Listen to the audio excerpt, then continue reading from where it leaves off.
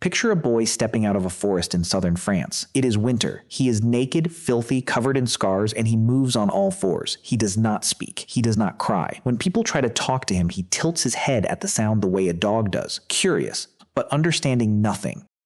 The year is 1800. The villagers call him the wild boy of Aveyron, and here is the strange part. He is human, fully biologically human. Same brain you have, same capacity for language, for love, for math, for memory. Everything that makes you. He had all of it, sleeping inside him, but no one had ever woken it up. You think of yourself as a finished person. Your personality, your voice, your sense of right and wrong. It all feels like it came from inside you, like it was always there, waiting to unfold. But the story of the feral child says something far stranger. It says that almost none of it is yours. It was given to you, handed over piece by other people in the first few years of your life, years you cannot even remember. And if those people had never shown up, you would not be a quieter version of yourself. You would be something else entirely. Let's start with the boy. They named him Victor. A young doctor named Jean-Marc Attard took him in, convinced he could civilize him, teach him to speak, to reason, to become fully human. Attard worked with Victor for years. He was patient. He was brilliant. He designed some of the first real techniques for special education, methods we still use today. And Victor did learn.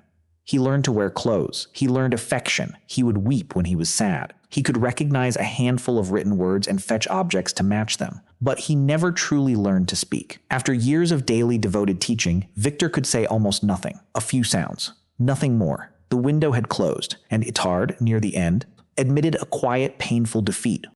Why? Why could a healthy human brain fail at the one thing human brains are built to do? To answer that, you have to jump forward more than a century, to a locked room in Los Angeles. In 1970, a social worker met a girl the records would call Genie. She was 13 years old. For most of her life, her father had strapped her to a chair in a silent back room. No one spoke to her. No one was allowed to. If she made a sound, she was beaten. She spent over a decade in near total isolation and silence. When she was found, she could not talk. She could barely walk. She weighed less than 60 pounds. And then something remarkable happened. A team of scientists arrived, and for the first time in history, they had a chance to test a haunting question under real conditions. A linguist named Eric Lenneberg had proposed an idea called the critical period. The theory was simple and unsettling. Language, he argued, is not something you can learn at any age. There is a window, roughly from birth to puberty, when the brain is wired to absorb it. Miss that window, and the door does not just get harder to open. It locks. Jenny was 13.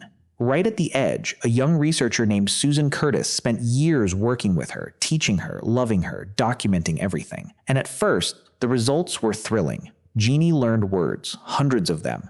She could point at the world and name it. She wanted to communicate. She wanted it desperately, but grammar never came. She could stack words into a pile. Apple cry me. But she could never build them into the structure of a real sentence. The scaffolding your mind assembled effortlessly before you turned 5. The invisible rules that let you understand this exact sentence right now. Genie could not grasp. Ever. 2 children, 2 centuries apart, both missed the window. Both hit the same invisible wall. Now think about what that means for you. You are reading these words. You are decoding grammar you never studied, catching meaning in the spaces between sounds, feeling the rhythm of a sentence before it even ends. You did not earn that. You did not work for it. It was installed in you, silently, by the people who talked to you when you were too young to remember a single word they said. You are standing on a gift you cannot recall receiving. And language is only the beginning. Because there is something even deeper the feral child reveals. Something about love itself. In the middle of the 20th century, a psychologist named Harlow ran a series of experiments that would become some of the most famous and most heartbreaking in the history of science. He took infant monkeys and separated them from their mothers. Then he gave each one 2 fake substitute mothers. One was made of cold, hard wire, but it held the bottle. It gave food. The other gave no food at all. It was just soft cloth, warm to touch. Everyone assumed the babies would bond with the one that fed them. Food is survival. Food is everything. They were wrong. The baby monkeys clung to the cloth mother almost constantly. They only crawled to the wire one to feed, then rushed straight back to the soft body that gave them nothing but comfort. When they were frightened, they did not run to food. They ran to warmth. Harlow had shown something the world had refused to believe. Love is not a reward for being fed. Comfort, touch, closeness, these are not luxuries layered on top of survival. They are survival. A baby needs to be held the way it needs to breathe, and the monkeys raised without that touch. They did not grow up into merely sad adults. They grew up broken. They could not socialize. They could not mate. Some rocked in place for hours. Something essential had never been built because no one had been there to build it. Now hold that thought against something you do every day without noticing. The way you calm down when someone hugs you. The way a familiar voice can slow your heartbeat. The way you feel safe, sometimes, for no reason you can name. That is not instinct, that is architecture. It was constructed inside you, touch by touch, in the arms of people who held you before you had words to ask them to. You learn to feel safe because someone made you safe first, and the child no one held never learns it at all. We can even see this in the brain itself. In the 1990s, researchers began studying children from severely neglectful orphanages in Romania, kids who had been left in cribs as infants with almost no human contact. A team of scientists, including a Harvard researcher named Charles Nelson, ran what became known as the Bucharest Early Intervention Project. They scanned these children's brains. What they found was stark. In the most neglected children, parts of the brain were physically smaller. There was less activity, fewer connections. On a screen, you could see the shape of an absence. Where love should have been, there was quiet. But the study found something else, too. Something that matters enormously. When children were moved into caring homes early enough, before roughly age 2, many of them recovered. The brain, given warmth and time, began to heal, to grow, to catch up. Given warmth and time, there it is again. That window.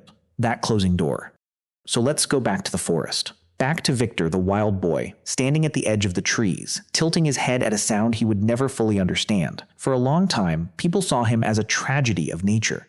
A boy who was simply too damaged, too animal, too far gone. But that is exactly backwards. Victor was not born broken. He was born with everything you were born with. The tragedy was not what was inside him. The tragedy was what never reached him. No voice sang to him in the dark.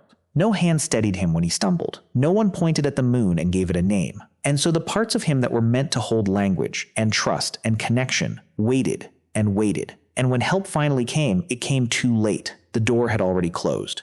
Which brings us to the most unsettling truth of all. You have always believed that the core of you, the real you, underneath everything, is something you were born with. A soul, a self, a fixed point that would exist no matter what.